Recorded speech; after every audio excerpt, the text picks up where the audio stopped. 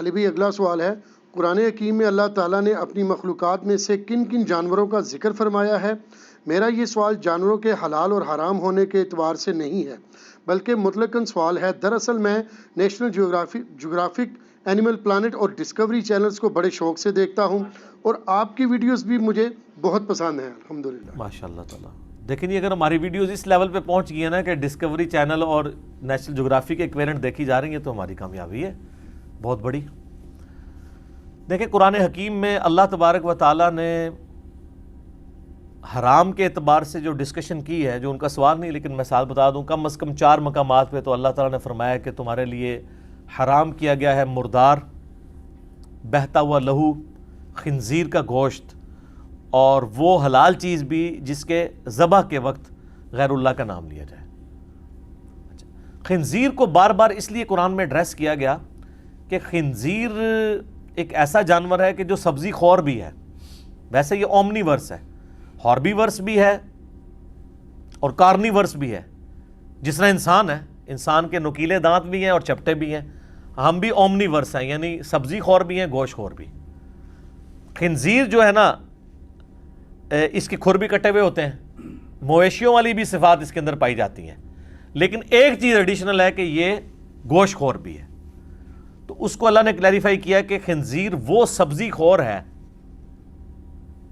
Omni ورس ہے اگرچہ لیکن سبزی خور بھی ہے، کہ جس کو اللہ نے حرام کر دیا۔ وہ اگلے دن ہمارے وہ شعیب بھائی جو نعت پڑھتے ہیں وہ بتا رہے تھے، ایک گاؤں میں کہتے ہیں وہاں پہ کسی نے درس قرآن شروع کیا۔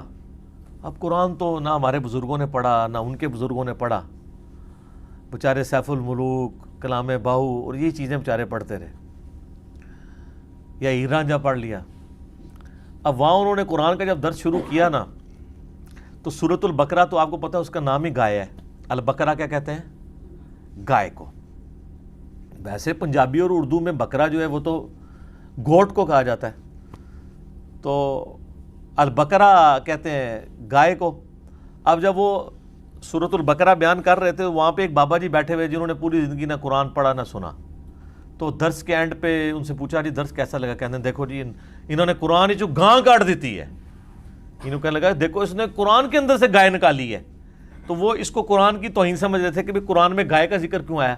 تو اس بندے نے اگلی بات کی کہ بابا جی صبر کرو، آلت خنزیر دا ذکر بھی آمنا ہے، آلت کتے دا ذکر بھی آمنا ہے، آلت کھوتے دا ذکر بھی آمنا ہے، یعنی گدھے کا بھی، کتے کا بھی، خنزیر کا بھی۔ تو ابھی تو بڑے جانور قرآن میں آنے ہیں، تو آپ تو گائے کے اوپر پریشان ہو گئے، ابھی تو ان جانوروں کے نام بھی آنے ہیں۔ اچھا، قرآن حکیم میں کل ویسے آپ گیس کریں کتنے جانوروں کے نام ہوں گے؟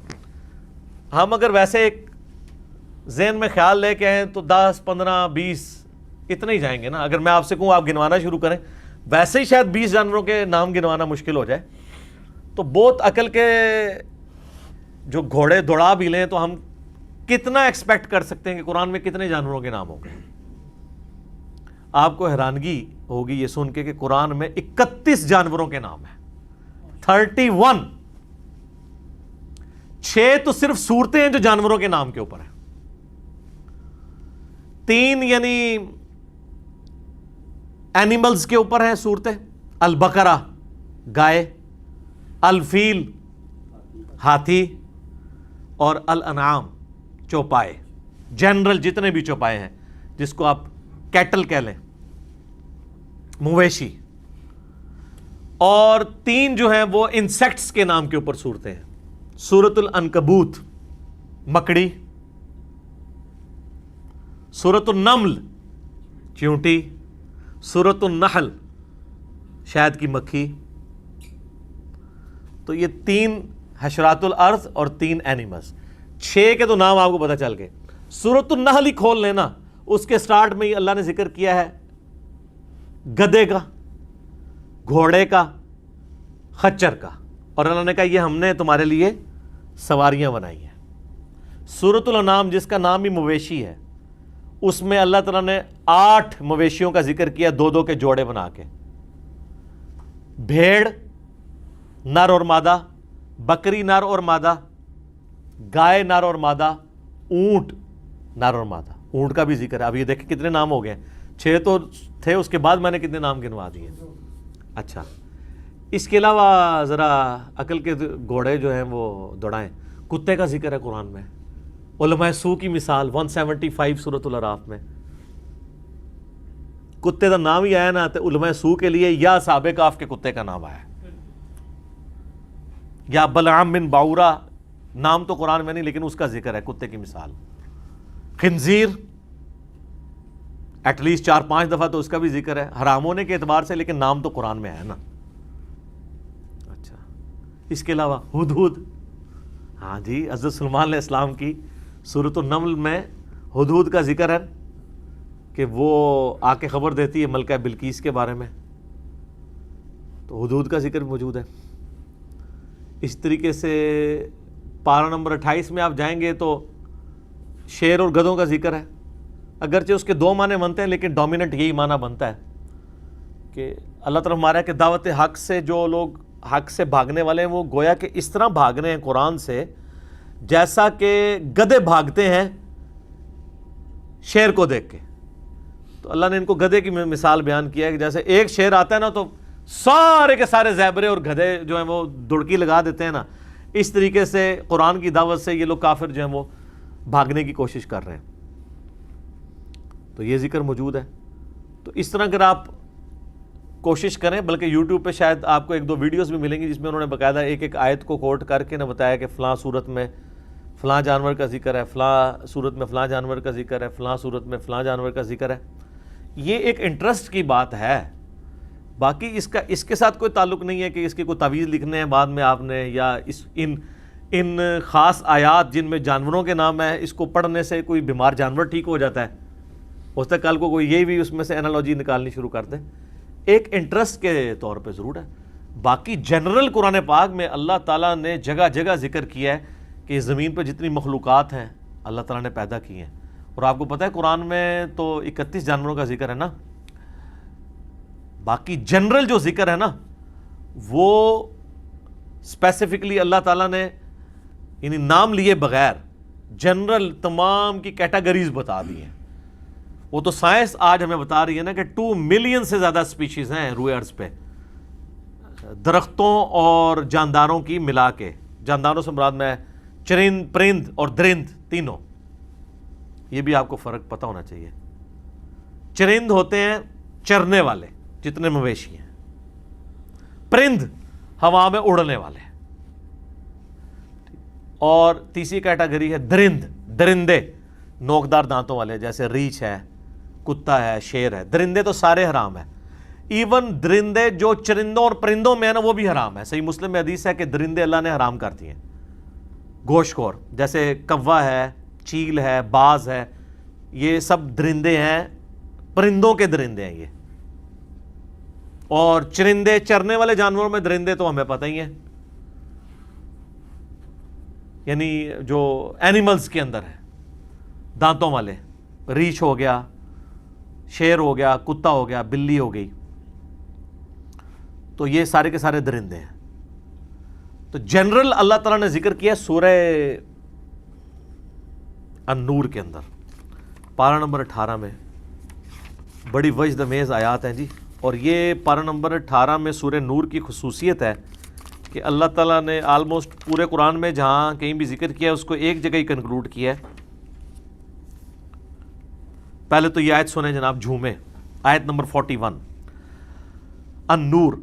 الم تر ان اللہ یسبح له من فی السماوات والارض.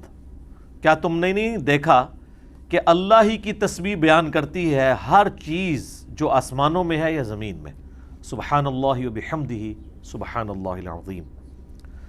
والطیر صافات, اور پر پھیلائے ہوئے پرندے بھی اللہ کی تسبیح بیان کرتے ہیں. کل قد علم صلاتہ وتسبیحہ, ہر جاندار جانتا ہے کہ اس نے کس طریقے سے نماز پڑھنی ہے اور کس طریقے سے اللہ کی تسبیح کرنی ہے. یعنی اللہ ہمارے پرندے ہوں, باقی سارے جاندار ہوں, سب کو اپنی اپنی نماز اور تسبیح پتہ ہے. وَإِلَى اللَّهِ الْمَصِيرُ, اور سب کو لوٹ کے اللہ کی طرف جانا ہے. اچھا, یہ تھی 41 نمبر آیت نا. اس کے بعد 45 نمبر آیت میں اللہ تعالیٰ فرماتا ہے وَاللَّهُ خَلَقَ كُلَّ دَابَّةٍ مِّن مَّاءٍ. اللہ تعالیٰ نے ہر جاندار پیدا کیا ہے پانی سے. فَمِنْهُمْ مَنْ يَمْشِي عَلَى بَطْنِهِ, ان میں سے کئی ایک وہ ہیں جو اپنے پیٹ کے بل چلتے ہیں. اب یہ دیکھیں اللہ تعالیٰ نے کیٹیگریز بیان کر دی. پیٹ کے بل کون کون چلتا ہے؟ سانپ اور باقی جتنے انسیکٹس وغیرہ ہیں, ریپٹائلز آلموسٹ کہہ لیں, جن میں آپ مگرمچھ کہہ لیں. اب مگرمچھ کا نام نہیں ہے لیکن جنرل تو ذکر ہے. 31 تو بائی نیم ہے, ویسے اگر آپ جنرل دیکھیں تو ہزاروں جانوروں کے نام آ گئے. ٹھیک ہے, ریپٹائل موجود ہے نا جی, ریپٹائلز جتنے ہیں وہ سارے کے سارے اسی کیٹیگری میں آ جائیں گے.